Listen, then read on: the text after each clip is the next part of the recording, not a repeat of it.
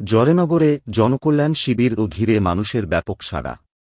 সরকারি পরিষেবা পেতে সকাল থেকেই প্রতিটি জনকল্যাণ শিবিরে মানুষের ঢল।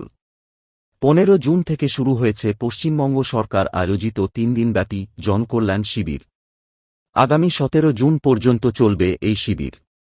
রাজ্যের বিভিন্ন প্রান্তের পাশাপাশি জয়নগরের একাধিক এলাকায় এই শিবিরকে ঘিরে সাধারণ মানুষের উৎসাহ উদ্দীপনা ছিল চোখে পড়ার মতো।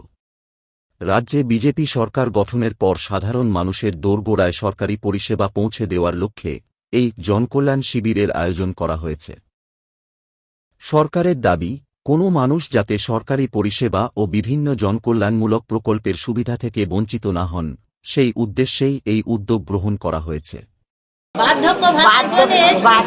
বার্ধক্য ভাতার জন্য এসছি, আর আমার বয়স হয়ে গেছে তো, আর এখানে হলে ভালো হয়। আমি তো কোথাও ছোটখাটো করতে পারবো না।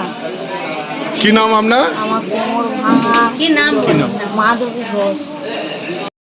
সোমবার সকাল থেকেই জয়নগর 1 নম্বর ব্লক অফিস প্রাঙ্গণে জনকল্যাণ শিবিরে অংশ নিতে এবং বিভিন্ন সরকারি প্রকল্পের সুবিধা গ্রহণের জন্য দীর্ঘ লাইনে দাঁড়াতে দেখা যায় এলাকার বাসিন্দাদের।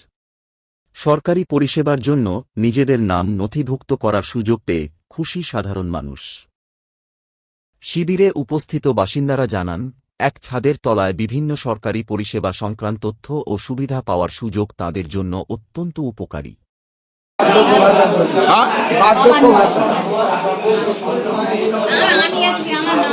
ফলে সময় ও খরচ দুটিই সাশ্রয় হচ্ছে।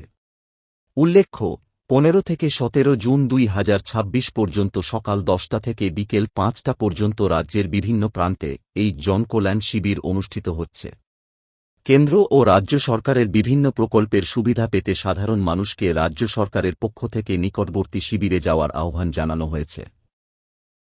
বিস্তারিত তথ্যের জন্য সংশ্লিষ্ট পৌরসভা বা ব্লক অফিসে যোগাযোগ করার পরামর্শ দেওয়া হয়েছে। জয়নগর আপডেট, সত্যের পাশে, খবরের আগে।